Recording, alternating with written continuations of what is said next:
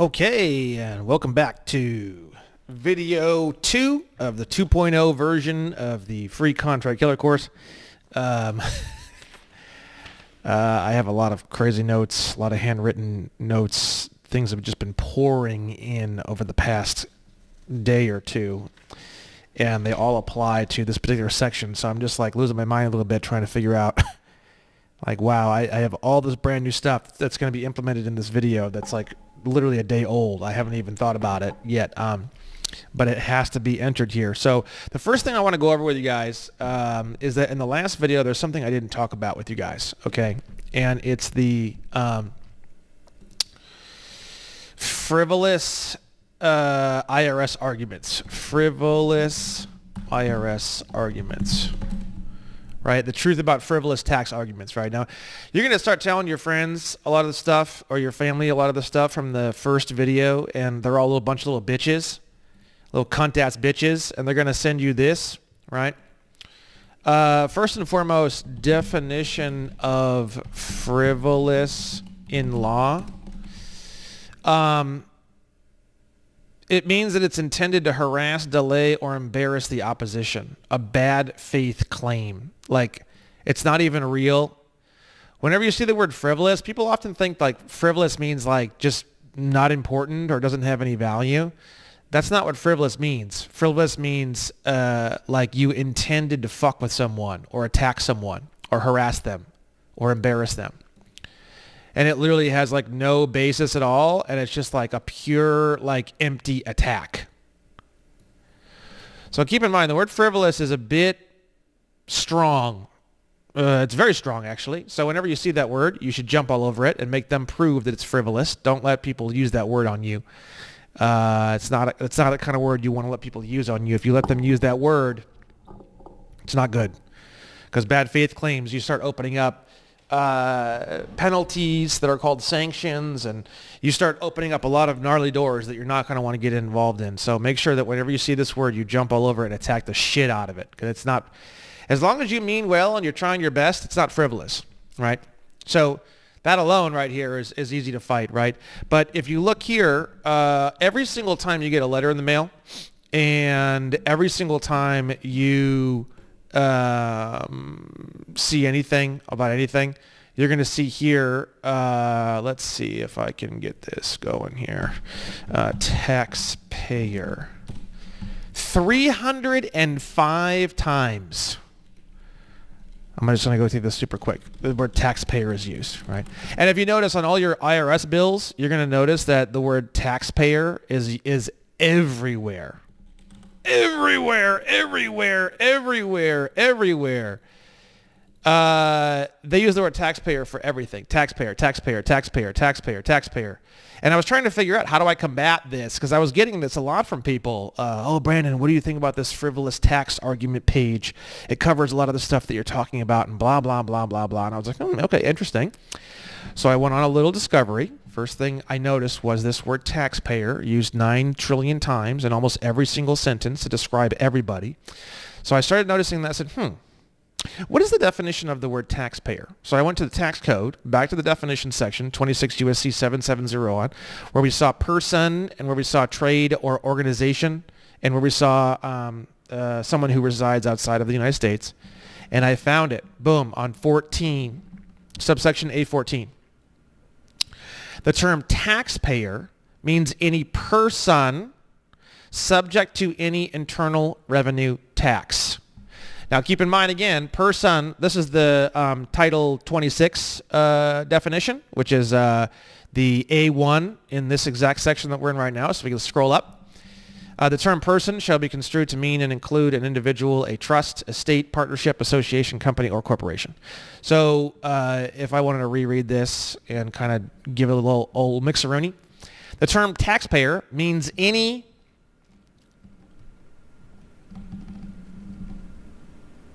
individual, trust, estate, partnership, association, company, or corporation subject to any internal revenue tax. And as we saw in 26 CFR 1.871-1, if you're a non-resident alien and you're not you don't have any income, which income is a really crazy word too. I don't know if I talked about that in the first video. I may have forgotten, but the word income is hysterical. I mean, you could, the word income doesn't really even exist. It doesn't really have a definition. And we're going to get into all that later in the course when we start getting into infinite money and negotiable instruments and all that. Anyways, income is a joke, right? But you don't have any whatever from the District of Columbia, so you're a non-resident alien, so you would not be subject to any internal revenue tax. Thus, you would not be a taxpayer. Thus, this truth about frivolous tax arguments section, every single inch of it, has absolutely nothing to do with you. It's like they're talking about French people or people in New Zealand or something. It has nothing to do with you. It only has to do with taxpayers, which would be U.S. citizens or resident aliens. So if your family sends you this, or your friends, and they're like little scared little bitches, just tell them to go look up the definition of taxpayer from 26 USC 7701 subsection A14, and ask them why that word is used to describe the person they're talking about in every single sentence 315 times throughout that entire document. They aren't talking about non-resident aliens. Non-resident aliens would not be a part of the definition of taxpayer at all. I am not legally a taxpayer. And I'll tell you right now, if I said I was a taxpayer, that would be perjury. Perjury is up to 1 year in prison. I can go to perjury for saying I'm a taxpayer because it's a lie. I'm not, by definition, legally. Even if I wanted to be. Let's say there was like some tax benefit or something. Oh, I want to be a taxpayer. Too bad.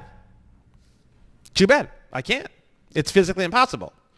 It's physically impossible for me to be a taxpayer. So if they release something tomorrow and it was like, oh, taxpayers get $400,000 for free from COVID-2 or something, or some new virus that they're going to manufacture and release to the world. Doesn't matter. I wouldn't be eligible to get it. Okay? Just to be clear. So I wanted to mention that before we move on to the next video. So with that mentioned, now we're going to officially move to the next video now, second video. We're going to start with the 14th Amendment. The 14th Amendment is where everything started, right? And it says here that it was ratified. It was never legally ratified. I'm going to show you all the evidence on that, right? So I'm not going to get into all this. It goes into citizenship. See this? Citizenship. All people born or naturalized in the United States are citizens. It goes into a bunch of stuff, right? And I can go on and on and on about this into great detail. I'm not going to do that. You guys can look up the 14th Amendment and go on a deep dive on that, and you guys can learn all about it, right? But what I'm going to show you is, I'm going to show you, if you go to the questions and answers page, all the way down near the bottom, I have a, well, we're going to cover this in just a moment. Let me just pull this up. And then we're also going to cover,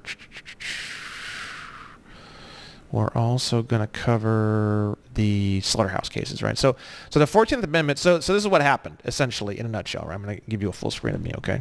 And you guys should look this up. I'm not going to go down this whole rabbit hole with you. This is an area that I'm going to give you the outline, and then I'm going to expect you guys to go out and do all the nitty-gritty research on this, okay? Because otherwise it's just going to be 3 or 4 or 5 videos just covering this one section, and I don't want to do that. Okay, so at the end of the Civil War, which was all about slavery, they wanted to release the slaves, the blacks, as they say, right? That's their terminology, or they actually say the Negroes in the actual term, in the actual text, in the actual terminology, right? So what happened is that they had this war and all this, and I think the South didn't want to release slavery, and the North did. So what they did is they came to this sort of middle ground, and they basically released an entirely new version of citizenship, because they didn't want all the people who were the true Americans, the true, what they called at that time, state citizens. which we'll get into right now, they didn't want all of the released slaves to have all of the rights of a state citizen, meaning somebody who's living in one of the 50 states, the unincorporated original 50 states. Okay? So there's a series of Supreme Court cases that happened right after the 14th Amendment called the Slaughterhouse cases. And this is when they finally determined that there's two different types of citizenship, and the 14th Amendment created this secondary citizenship category that only has civil rights, and it's not a state citizen and doesn't have the Constitution and the Second Amendment and all this kind of stuff, right? And if you look right here, now look at this. We are on Google, guys. I am not on some backwoods, crazy conspiracy theory website, anything like that, okay? I'm on Google. This is the front page of Google. I typed in the words Slaughterhouse cases into Google, of all places. And we're going to go to Wikipedia, which I know is not the best place in the world, but I'm just showing this as like a shock factor. On the front page of Google, on Wikipedia, which you can literally pay, and you can lock out pages and change it, and it's the easiest place in the world to control the narrative. It doesn't get any easier than the front page of Google and Wikipedia to control the narrative, okay? So I'm showing you this because it's so hilariously extreme. And you can say anything you want. You can say, oh, Brandon, it's Wikipedia. You can say anything you want. I'm just showing you this is extreme. It's so funny they haven't even. Okay, so the Slaughterhouse cases was a landmark U.S. Supreme Court decision which ruled that the Privileges or Immunities Clause of the 14th Amendment to the Constitution, the U.S. Constitution, only protects the legal rights that are associated with federal U.S. citizenship, not those that pertain to state citizenship. So what happened is that they created this federal U.S. citizen category at the same time that they incorporated the government, which is 1870, 1871, the Organic Act of 1871, and then the 14th Amendment, and then the Slaughterhouse cases. So again, you should dig into all those if you want lots more information. The big, huge carrot that was part of the Organic Act of 1871. Organic Act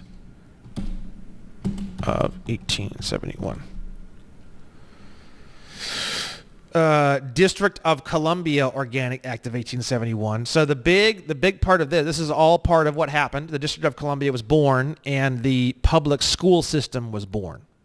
So you have the incorporated government called the United States and the District of Columbia that was born. You have the public school system that was born. You have the federal U.S. citizenship category that was born.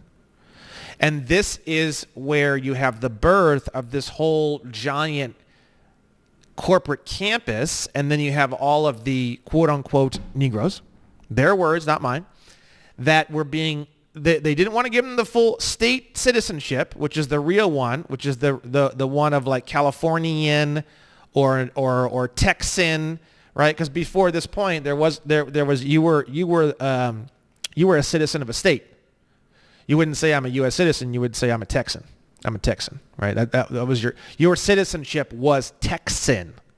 Your citizenship was Californian. That was the citizenship, right? So. State citizens, which you see a lot from a guy who I love who has a bunch of great videos, Richard McDonald. For those of you who have not seen him, he talks a lot about this subject, and he has excellent videos. State citizen. I'm not even sure. Let me see here what we have. Here's a photocopy of one of his old websites that's been gone for a long time. He passed away. Here it is, Richard McDonald on state citizenship. So if you look up some of these videos, Richard McDonald on state citizenship. Let me see if this goes every month. This Airbnb, yeah, so pays me in semi-passive income. This guy here, give me one second. This guy here. Let me just show you real quick. Trunk of the car. Guess what? He got a ticket. They didn't impound it. He still had a driver's license in his pocket. So this is Richard McDonald, amazing guy. He talks a lot about state citizenship. Someone you should check out if you go on my State National Resources page. Here's the resources. You can go down, and I just, like yesterday, added a link here, right here, the old Richard McDonald books and materials from back in the day. Click on this, and it's a shared folder, and it has all of the Richard McDonald books from way back, I think 20 years ago when he used to teach this. He had these books, right? These are all free. They're scanned copies. Someone sent these to me. Okay, so you have state citizenship. So before the Slaughterhouse cases in the 14th Amendment, there was only we the people. There was no persons. This is where persons were born. So all of the slaves, the blacks, the Negroes, whatever you want to call it, that's what they call it. I'm sure they had more quote unquote colorful words to use as well. This is when they became persons. They weren't people. They weren't allowed to be people. They were made into persons as federal U.S. citizenship category was born, right? So this is what literally birthed everything, is this so-called 14th Amendment. It birthed the CIA, the FBI, the public school system, the driver's license, the Federal Reserve notes, the District of Columbia, the EPA, literally everything, all slavery and all three-letter agencies, besides the sheriff's office, even the police was born out of this federal U.S. citizenship category. Anything incorporated, anything working in a corporate capacity, which is literally everything I just mentioned, came out of this federal U.S. citizenship category. So a state citizen, before that point, a state citizen, there was only state citizens, there was only we the people, and there was pretty much just the sheriff and the county recorder, and that was it. There wasn't any of this police and driver's licenses and license plates and speed limits and all. Now what's crazy is this same system, this federal versus state citizenship system, is still in effect to this day. And if you go online and you type in, we're going to type in some things here. I'm going to show this to you. Let me just close some of these windows. It's too many. Too many windows, right? This one's going to go, right? So we have, let's see here. We have the next part of this that I'm going to show you. I'm trying to, all of this is so new. Some of this stuff I just learned so recently. I'm going to show you some stuff that's just so crazy. My head is spinning literally teaching you this right now, right? So in, I have this on my Williams & Williams law firm under the questions and answers page. There's a whole section on the 14th Amendment, right? About how racist it is and how horrible it is and how it's destroyed everything and caused us all to be slaves. And then I also have it on the Amnesty Coalition page. If you go to the Amnesty Coalition page, I'll show you that as well. I'm a little bit disorganized here, so I do apologize. Let's see if this comes up. And I'm going to pause the video for a second. Okay, so I'm back. I'm just trying to keep it from turning into the first course where you're having to wait while I do all this. I can pause things now. How cool. So if you look here, you can see on the Nation of the Amnesty Coalition page, I have a whole section on the 14th Amendment here. The question is, why are you so upset about and stark opponents of the 14th Amendment? And it goes into great detail as to how and why that is. And then it has a couple photos of a little bit of the information, and then it has a clickable link right here. And it's a shareable link. And the exact same text, almost exactly, is also on my Williams and Williams website, on the questions and answers section, you scroll all the way down to the very bottom, and it's basically a copy and paste of all the same info. And then you have the same thing. You have a link to the big boy document here, and then you have the actual document, right? So I'm going to pause for 1 second to turn off my phone. Okay, back. So annoying. So, okay, so pause for 1 second here. So let's look at this thing, right? We have the congressional record of the 90th Congress, first session, and we're going to go down here, and we're going to see here, what does the section say? The 14th Amendment, equal protection law or tool of usurpation. What is usurpation? Usurpation. The act of taking someone's power or property by force or without right, especially a position of power. Stealing and eliminating someone's power, right? You see here, it's talking about how the 14th Amendment is a sham. We have tolerantly permitted the habitual misuse of words to serve as a vehicle to abandon our foundations and goals. Thus, the present use and expansion of the 14th Amendment is a sham, serving as a crutch and hoodwink to precipitate a quasi-legal approach for overthrow of the tender balances and protections of limitation found in the Constitution, right? So I recommend you read all this. They talk about, I'm not going to get into this too much because it's going to take a while, but they talk about how each exact state that did not approve the 14th Amendment in detail, you can go to the next page here and you can see it says right here, Texas rejected the 14th Amendment on October 27th, 1866. Georgia rejected the 14th Amendment on November 9th, 1866. Florida rejected the 14th Amendment on December 6th, 19th. And they have these references that you can go and look up. And they're basically saying that I think it's 2/3 or 3/4 of, let's see here, permitting the ineffectiveness of said resolution as above, 15 states out of the then 37 states of the Union rejected the proposed 14th Amendment between the date of its submission to the states by the Secretary of State on June 16th, 1866 and March 24th, 1868, thereby further nullifying said resolution and making it impossible for its ratification by the constitutionally required 3/4 of such states, as shown by the rejections thereof by the legislatures of the following states.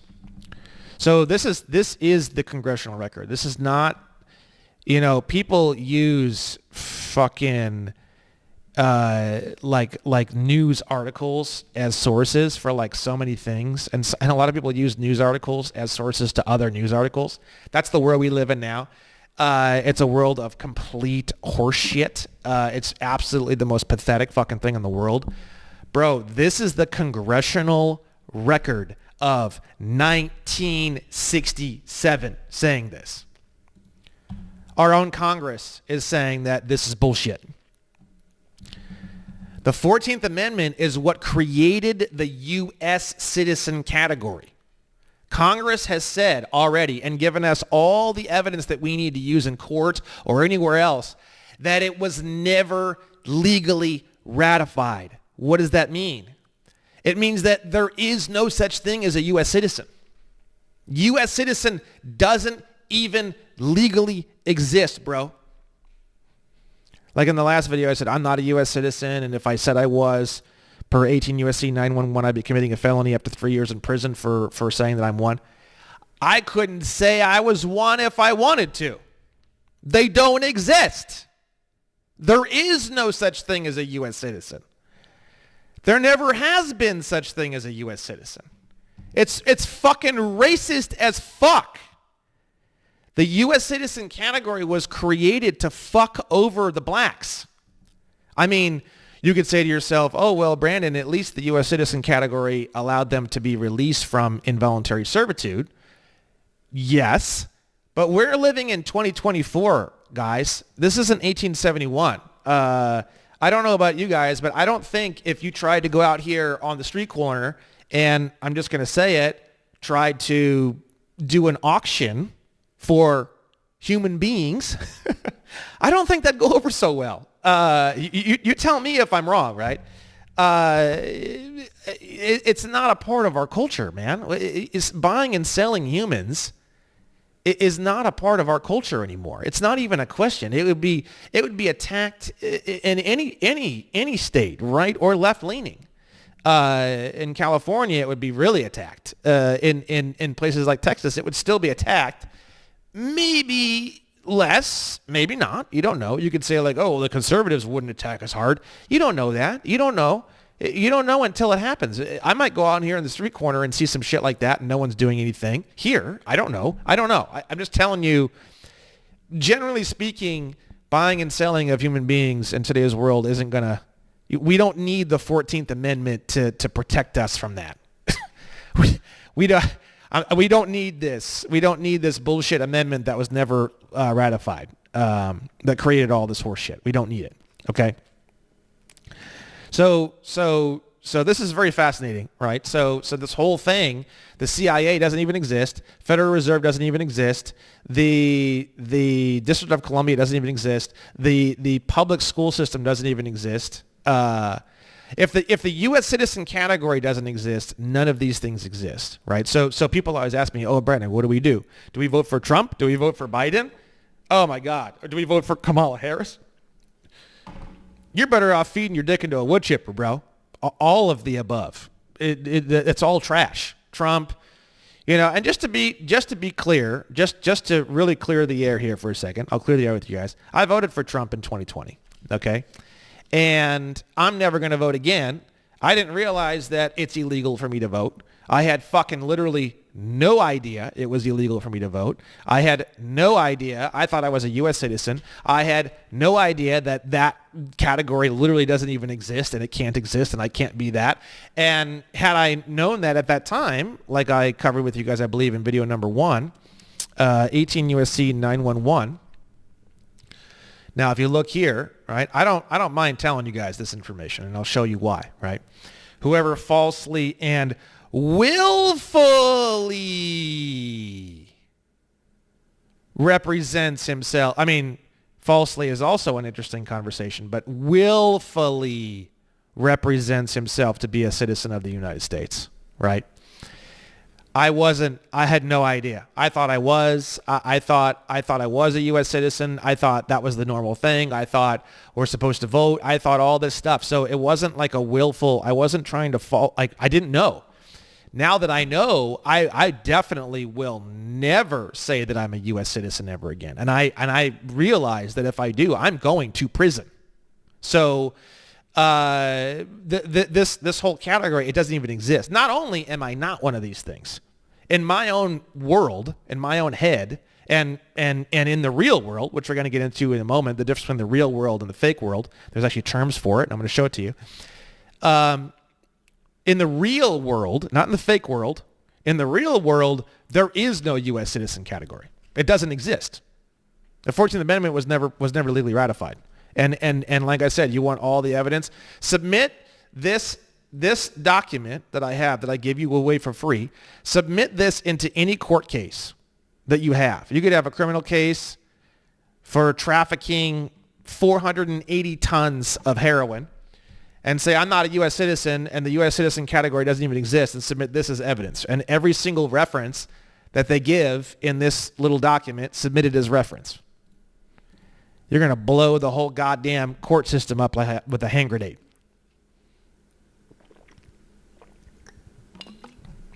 The 14th Amendment is unconstitutional. Look at that. This is not a lot. This is only, the first page is just the cover. And we have 1 page here, 2 pages here, and 3 pages here, and 4 pages here, and 5 pages here, and 6 pages here, and it ends, I believe, at this line right here. So 6 pages minus half the first, or maybe a quarter of the first, and then maybe half-ish or a quarter of the last. So you're only looking at about 5.5 pages of real actual text, okay? It's not that... For how powerful this is, I would say take the time to read this word for word, really understand this. This is the craziest, most powerful thing ever. You could use this for anything. You could use this for traffic tickets. You could use this for... It's everything under the sun, moon, and stars, except criminal cases where there's a victim and the victim presses charges, is all under the assumption of the 14th Amendment. Everything. Driver's licenses, tickets, citations, taxes, state taxes, sales taxes, all traffic violations, drug trafficking, as long as there's not a victim. I mean, I could go on and on and on and on and on. If there's no victim and the victim's not pressing charges, it's under the assumption of the 14th Amendment and the federal U.S. citizen category, which doesn't fucking exist.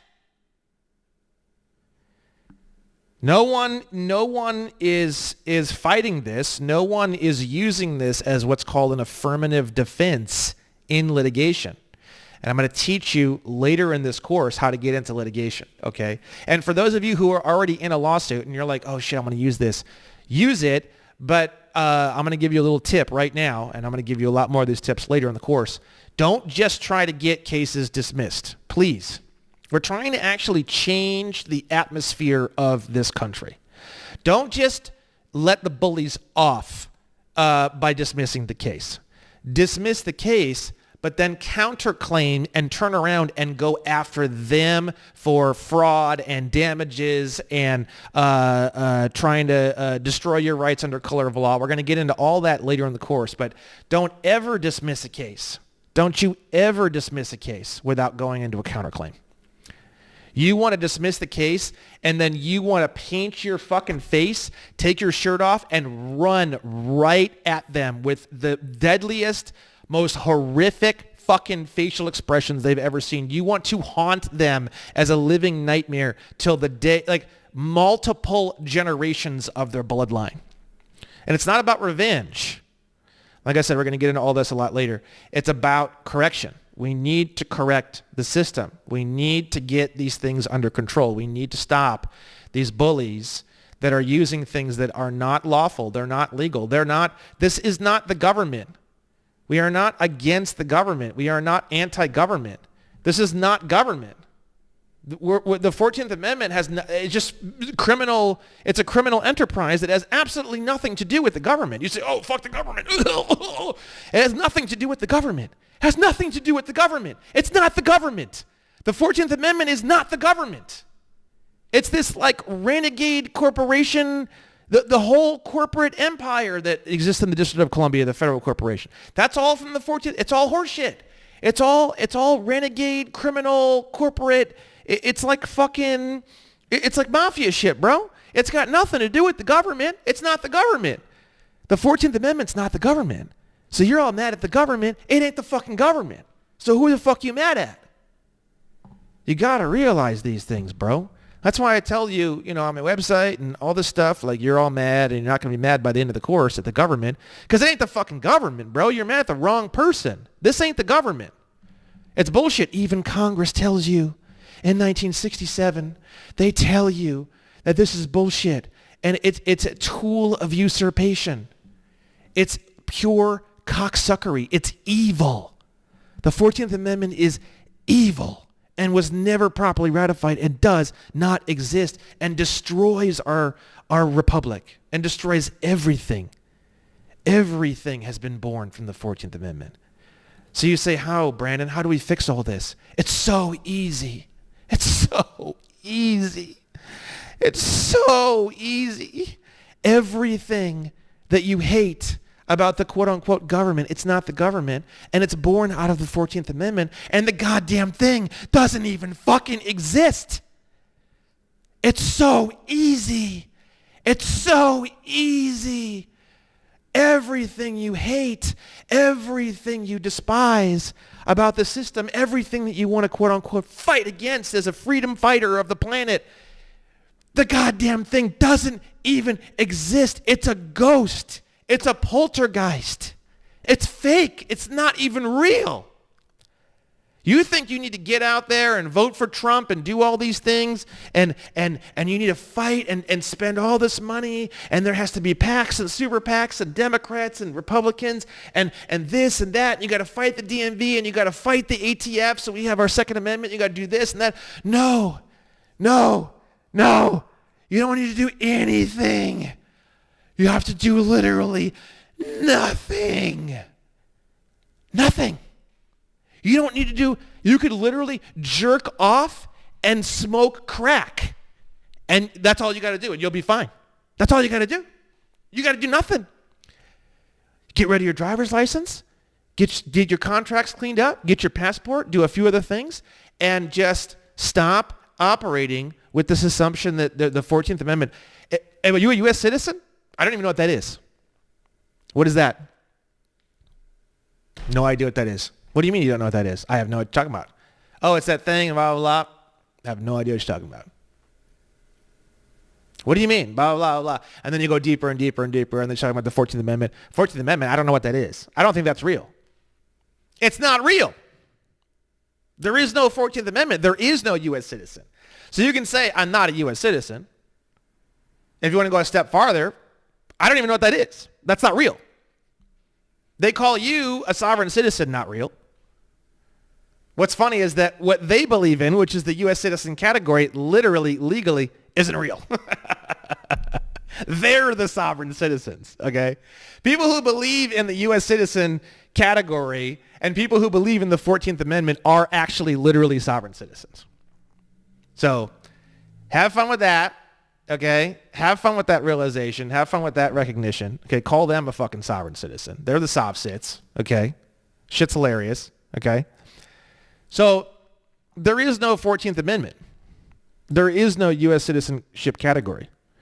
And when we realized that, and you guys helped me, I just changed today, before I did this video, I just changed the covenant of an ambassador, which you'll see here as well as in the explanatory statement that we're going to go over later.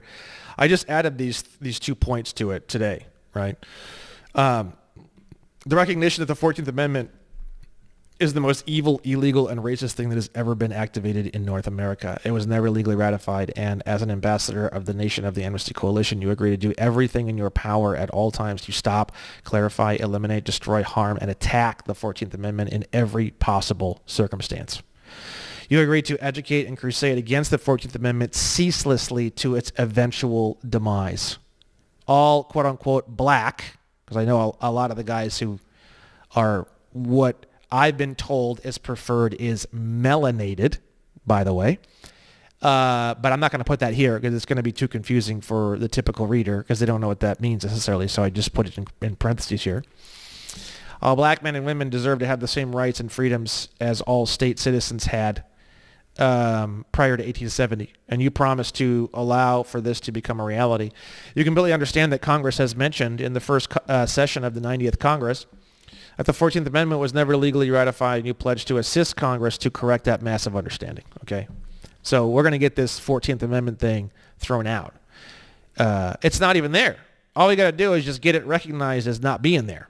Once it's recognized as not being there, every single issue that you think Trump or whoever is going to fix, this is how we're going to fix it. And if someone's not talking about this, if someone's not talking about the 14th Amendment and the fact that it was never legally ratified and we need to get rid of it, they have no idea what they're doing. And that includes Trump. I'm sorry. I know a lot of people love Trump who follow my stuff. And I'm sorry to kind of burst your bubble. It bursted my bubble too because I did vote for him 4 years ago. He's not even close, bro. He's not even like 10 football fields close. In terms of what needs to occur. This, I'm telling you, this is what needs to happen. It's very, very simple. There is no such thing as a U.S. citizen, right? So all prisoners who have been convicted of victimless crimes will be released with their record scrubbed. All driver's licenses, business licenses, liquor licenses, every single license ever, anywhere, hairstylist, it doesn't matter. Any license, all of them will be gone. No DMV, no smog, no registration. Income tax and the IRS, gone. CIA, FBI, ATF, gone. They can all be merged into the sheriff's office. They don't need to lose their jobs. Federal Reserve, gone. Federal Reserve notes, gone. All freedoms involving arms will be restored, and the firearm term will be destroyed forever. Won't exist anymore. Medical licenses, license to practice law, which doesn't even exist anyways, but that whole idea, the false idea that even exists, that'll be eliminated. Medical licenses, surgical licenses, all licenses of every type will be destroyed. CPS, all child protection services will vanish instantaneously. Court systems will all revert back to before they were incorporated. Constitutions. So this is the next thing I wanted to cover with you guys. Let's cover constitutions. So the first thing we're going to do is I'm going to show you some shocking information. How many constitutions are there for California? There's 2 constitutions. One before it was incorporated. So the first one's from 1849, basically. And the second one's from 1879. And the incorporated version of the government occurred in 1871, I believe, or 1870. So this one here is the original non-incorporated state citizen version of state of California. And this one here, the 1879 version, is the incorporated federal U.S. citizen version of state of California, which is located in the District of Columbia. How many constitutions are there for Montana? 2. Right? I would need to get into more as to these dates are kind of weird. The California one's more clear. How many constitutions are there for Indiana? 2. 1816 and then 1851. That's a little interesting. I would need to check those out in more detail. But I would assume to some degree the 1851 version is probably incorporated or something weird is going on with that one. If I had to assume, right? Now check out Texas. Just a quick look at what we've got here. 7 constitutions, right? And right around here is where it would have been incorporated. 1866 is where state of Texas would have been incorporated. So if you're in the courts or you're doing anything and you're using one of these, it would be under the state citizen category. If you were using any of these, it would be under the federal U.S. citizenship category because it has to do with the incorporated version of the new government that was created right around that time, 1866, 1871, right in there at the end of the Civil War when Texas rejoined the United States. Do you see that? Illinois, we'll go over a few more of these. And obviously I'm showing you this, and I'm not getting into too much of this because I want this video, I'm trying to just do a whole bunch of crazy shit, and then you can branch off and you can check all this out on your own. And it's like, holy shit, this is like, I'm giving you a bunch of rabbit holes to dig down because I don't know what state you're in. Every state, I get 80,000 people a month coming to my website. I got 95,000 people have signed up for the first course. This one's going to be 1,000 times better. So, we're all going through this together, right? Now we have this term. Illinois has 4 state constitutions. New Jersey has, according to my notes here, 3. 1776 was the first one because it was one of the original states, right? Like the little ones like Connecticut. And getting into those ones would be really fascinating. Connecticut, New Hampshire, Vermont, and those little tiny ones. Those probably have really, really interesting and rich constitutional histories. In fact, if you want to learn more about this whole incorporated versus unincorporated and how the constitutions have changed, I would start with the little tiny states, Massachusetts, Vermont, New Hampshire. I would look at those first, and then I would go to New York State, and then I would go to New Jersey. I would go from, if I looked up a list of when all the different states were ratified or whatever, I would go from the first ratified state, and I would study that one first, and then I would go to this. I haven't done that yet. I'm just kind of realizing that right now on this whole thing. I'm just realizing kind of how I would do that. If you're interested in learning more about that and you want to go into a kind of a deep historical dive on how all that works in relation to the incorporated versions versus the pre-incorporated versions, which again occurred around 1865 through 1871, right in there. Okay. And like I said, all of this information is still live even to today, and we're going to see that right here, right? So I found this article literally 5 minutes before I started this video, and I was like, oh my God. So I had to add it in here. Okay, so this is an article on the Department of State website about statelessness, right? The aftermath of World War II and the reconfiguration of nation states created a surge of stateless population, which led the drafters of the 1948 Universal Declaration of Human Rights to include Article 15, which states that everyone has the right to a nationality. I showed you guys that in video 1. And should not be deprived arbitrarily of his or her nationality. Statelessness exists in every region of the world, but remains a largely hidden problem without government recognition. What does it mean to be stateless? Bro, this is like going to just rip your fucking skull right off. A stateless person is someone who, under national laws, does not enjoy citizenship, which they define as, which is kind of fascinating, the legal bond between a government and an individual, which is, I don't really think that's the best definition. It's kind of a weird definition in any country. While some people are de jure, and I can't believe, or I'm going to show you this, I can't believe that they are using this terminology, bro. It just blows my mind, right? De jure. So if we go into Black's Law and we look up de jure, which is this is the 4th edition, page 557. De jure means of right, legitimate, lawful, by right and just title, right? And it's the contrary of de facto. If we go back to it, we're going to see de facto, right? De facto is here, which we're going to get into in just a moment. But check this out. De jure, right?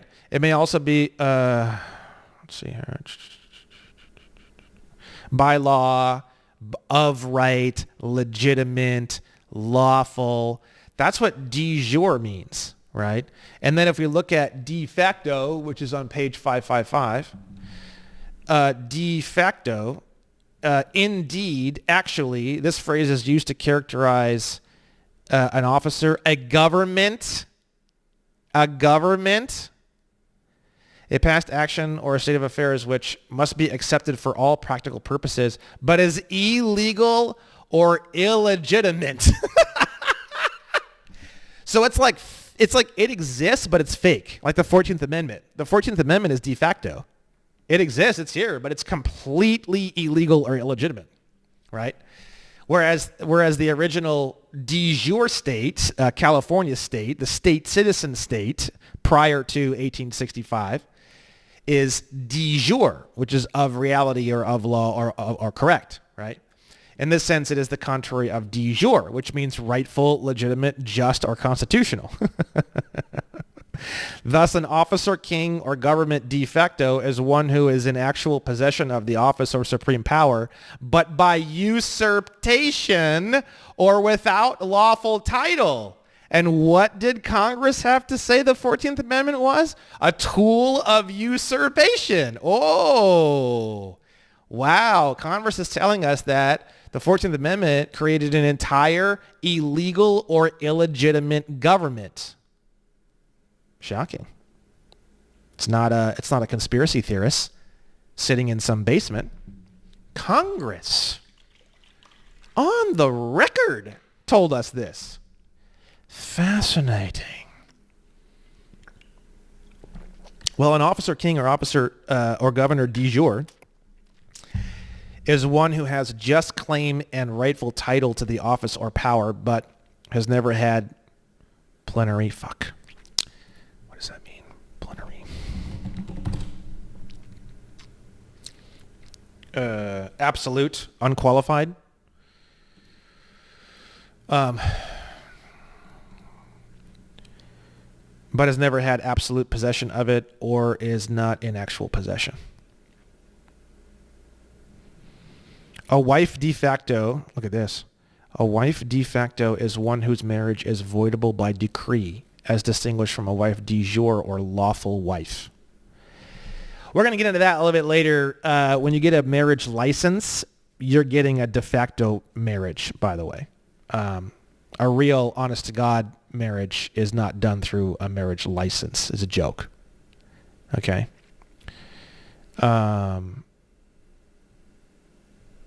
So check this out. While some people are de jure or legally stateless persons, meaning they are not recognized as citizens under the laws of any state.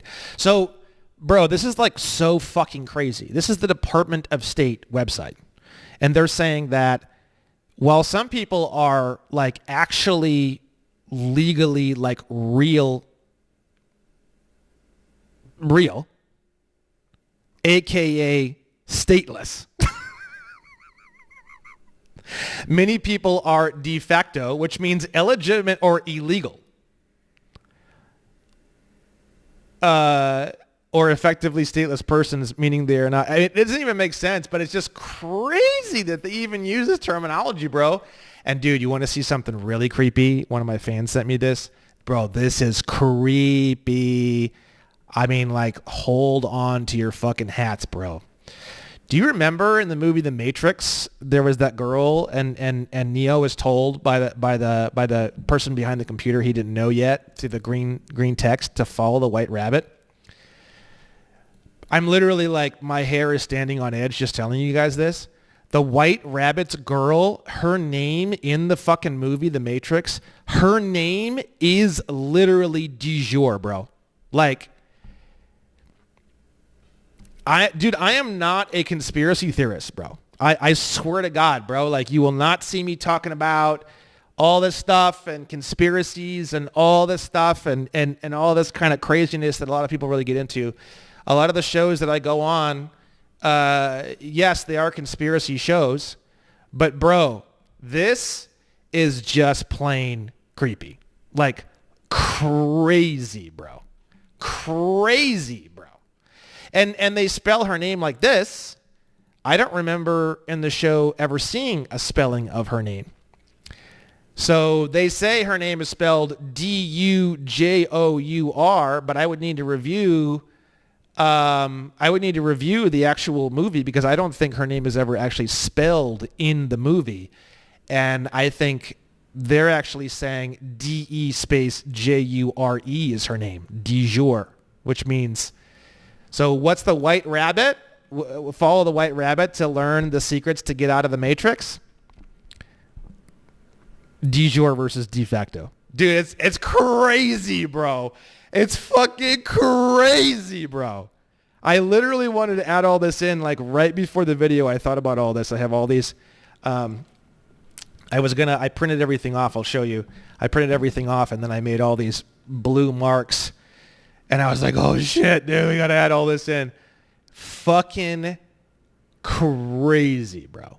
Like, again, just this one video right here, just by itself, utterly obliterates the entire first course, all 39 videos, bro. Like, dude, this shit is like crazy.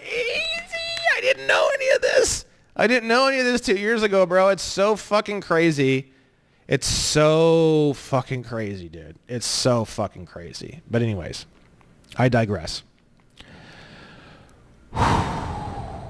Okay. So how does this whole system work, right? So what they do is they make you tell them that you are this lower level individual called a U.S. citizen. And then what do? Is they sell you or approve you to get little tiny chunks of your rights, which you already had, but you gave away, back to you. Driver's license, permit to buy a gun, business license, liquor license, selling liquor, medical license, all these things. They're all selling you back little tiny chunks of your rights that they tricked you to give up by saying that you are this completely non-existent thing, doesn't exist, called a U.S. citizen. The federal U.S. citizen category does not exist. There is no such thing as a federal U.S. citizen. For me to say that there's a federal U.S. citizen, or for me to say that I am a federal U.S. citizen, means I'm going to prison for up to 3 years. So what is this action of them selling you back your rights ad hoc? Just these little pieces of your rights. Like going online and buying, little piece. It's called enfranchisement, right? Just like we saw franchise and franchise tax. Enfranchisement means turning you into a franchise. The act of making free by giving a franchise or freedom to. So once you become this fake federal U.S. citizen, now they sell you or rent you back your rights at a cost, and they decide who gets those and who doesn't through this enfranchisement system. Your FFLs and your driver's licenses and all that bullshit. It's all bullshit. Okay? Another term I wanted to share with you guys is manumission. That's one I really enjoyed in the last one. The act of liberating a slave from bondage and giving him freedom. So they say enfranchisement or manumission because as a U.S. citizen, you basically don't have any rights at all whatsoever. So they're freeing you from having no rights by giving you little tiny itty bitty scraps that they give you, right? So now we're going to go into the next section here. Next section I wanted to show you. This one here is inducement. I wanted to show you that word. Let's find that. And I know I didn't get into a lot of the stuff. I didn't get into the 14th Amendment or the Slaughterhouse cases or the Organic Act or a lot of the stuff, or I didn't start diving into all the constitutions. The reason why is because I kind of just want to give you really, really good landmarks. I want to put really, really good. Oh, wait, I think I didn't show you those last two real quick. Let me just show you those last two real quick. I think the camera was off.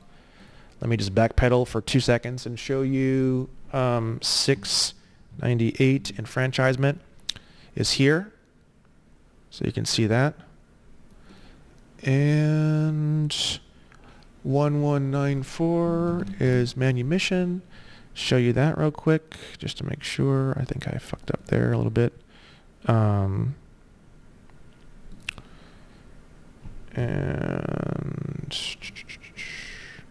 hold on, let's see.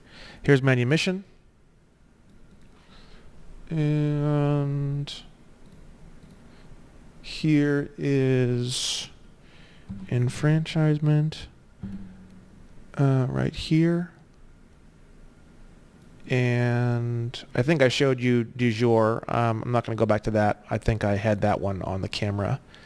Du jour matrix. This is the white rabbit girl here. Du jour. There we go. Just to be sure.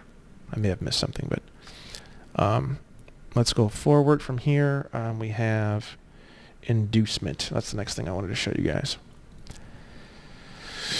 Inducement.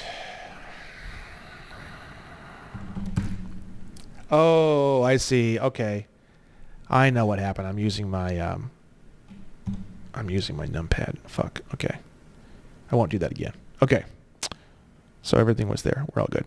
So inducement, that's what causes my camera to go back and forth is my numpad. I spaced out completely. Inducement. In contracts, the benefit or advantage with which the promisor is to receive from a contract. Inducement.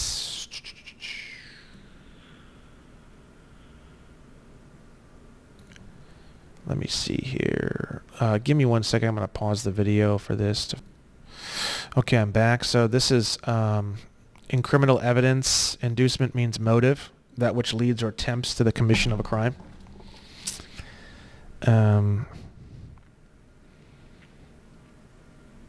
That's like their motive for removing your rights through enfranchisement, manumission, 14th Amendment, federal U.S. citizen. Inducement is the word that's used to describe the motive behind that and why they do that. Fraud is, I'm going to show you fraud as well. Let's show you fraud real quick. Oh, not going to use the numpad. Okay, 864 as fraud. Let me just scroll down here. Unintentional. Now this is again just like frivolous. Everyone uses the word frivolous. No one knows what it means, right? Fraud, the same thing, right? Unintentional perversion of truth for the purpose of inducing another in reliance upon it to part with some valuable thing belonging to him or to surrender a legal right. Holy shit. So the person knows the truth. They pervert the truth on purpose to fuck with another person, to make them relying upon the falsity, and then through that fake false situation, getting them to give away or voluntarily give away some valuable thing or to surrender a legal right, right? So literally, no joke, the 14th Amendment is fraud, like literally word by word of the definition. Are you a U.S. citizen? It asks you all the time on everything. It asks you that on, it doesn't ask you if you're a U.S. citizen. It used to, but it says, are your parents U.S. citizens on the passport? It asks if you're a U.S. citizen for driver's license. It makes you say you're a U.S. citizen for voter registration. They're asking you all the time, hey, are you a U.S. citizen? And they just kind of look at you and kind of wink. Again, I don't think hardly anyone knows any of this information. So you're going to get like mad and you're going to start thinking after learning all this that like everyone else knows all of this. And like you're going to get all mad at like the Social Security people and like everybody else. They don't know any of this information, bro. Just to let you know. They wouldn't be there. No one would be working for $15 an hour if they knew any of this information. That's like my like ultra back of my head. Like that's like really simple. If they're not getting paid shit, or even if they're getting paid pretty decently, they don't know this information. If you find someone who's like a huge monster executive, like in the Department of Motor Vehicles, and they're making like $200,000 a year, maybe they can, you know, their scruples can be purchased, right? But you know, these people don't know. These people don't know, right? So don't assume people know these things. They don't know, okay? A false representation of a matter of fact, whether by words or by conduct, by false or misleading allegations. An allegation is really an important term.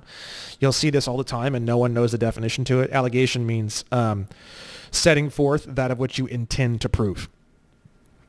So if I say I allege that you stole my remote control for my TV, that means I think you stole the TV remote, and I'm going to prove it, and I'm going to go through the actions to actually do what needs to be done to actually prove it. Like whenever you get a letter from any government agency or whatever, they're like this allegation and that allegation. It's like, okay, who cares? Like they're saying we think you did these things, and we might prove it at some point in the future or something ridiculous. Allegation doesn't really mean much of anything. Okay, so keep in mind. Or by concealment of that which should have been disclosed, which deceives and is intended to deceive another, so that he shall act upon it to his legal injury. So false information that is known by the person giving the false information, which causes another person to act on it, which causes them legal injury.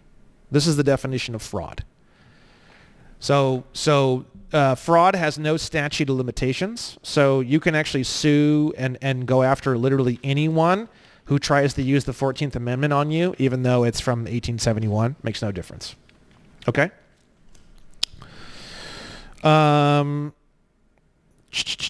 Let me pause the video for a second to review my notes. So state tax and sales tax are both entirely dependent upon, we're going to come back to me, sales tax and so voter registration, paying state tax, and driver's licenses. Those are the three ways that they make you a resident of state of California, which is a corporation located in the District of Columbia. That particular corporation's constitution was written in 1879. And I have nothing to do with that. I've never been a resident of that place. I've never even traveled through it. I've never temporarily visited it. I've never domiciled inside of it. I've never had anything to do with the state of California. Okay. So if I was going to be involved in any sort of court case, my constitution that I could use if I wanted to would be from 1849. Okay. That's the one that was there prior to the incorporation of the government. Okay, so physical location has nothing to do with residency. We went over that in the last video. Sales tax, that all these taxes come from you being a resident. You're a resident because you say you're a resident. It comes back to naturalization, right? The term sovereign citizen is bullshit. You're starting to see that now because citizen of what? Sovereign of what? It doesn't... Makes no sense. Sovereign, if you were a citizen of a sovereign nation, you could be considered a sovereign citizen, but that term is just a political headpiece term at this point. It's not even worth getting into. Oh, here we go. I wanted to get into the definition of jurisdiction on this one because we're going to start getting into some important stuff, and I wanted to start showing you guys some important terms. And this is the last thing I think I have for this video. Okay, jurisdiction, right? It's an important word you're going to hear a lot, right? Let's see here. It is the authority by which courts and judicial officers take cognizance of and decide cases. Okay. The legal right by which judges exercise their authority.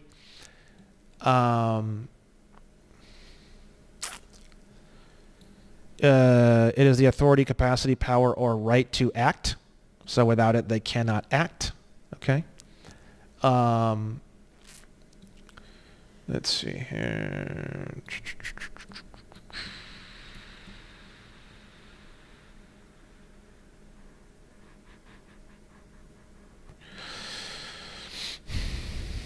There's a lot of information here. Obviously, we're going through this. Just going to look at this for just a moment, but it's an important word. You hear about it a lot, and it's something that you should definitely take a look at and look through all these definitions and stuff, because you're going to be hearing me use this word throughout this whole thing, and you're going to be hearing this word constantly. And I think that most people have a pretty decent idea of what this term means, but I think there's definitely more that we can learn. So kind of going through here and taking a look real quick.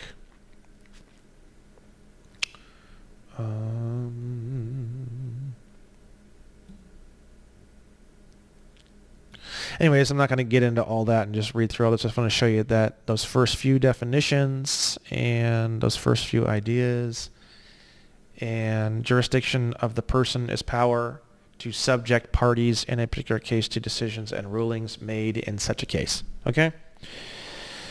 Let me just pause this for a second and check over my notes and see if there's anything else I wanted to go over. Oh, I don't think I had you in for that whole section.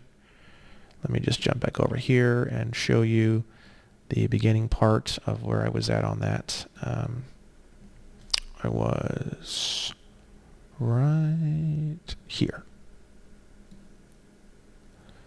In this area right here on the left-hand side where that thing is, right? Here's the one quote. It is the authority, capacity, power, or right to act. And then I think I named a couple other ones right in this area right here, which is Black's Law, 4th edition, page 1067.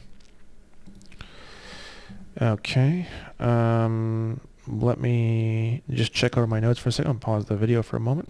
Good, I think that's it. I think that's all I wanted to do for this video. It's kind of a little bit of a history and kind of give you more background information as to how all this happened and where it came from, and a lot of various very cool deep rabbit holes that you can go down yourself and have a lot of fun doing it, especially involving your state, the background of your state, the constitutional variations of your state, and then also the 14th Amendment, the Slaughterhouse cases, the Organic Act, the Civil War. The definition of the word person was redefined around that same time period, according to my research, right around 1865, something like that. So all of this whole kind of corporate nightmare was all designed right around that same time period, right at the end of the Civil War. So that was kind of all planned, apparently.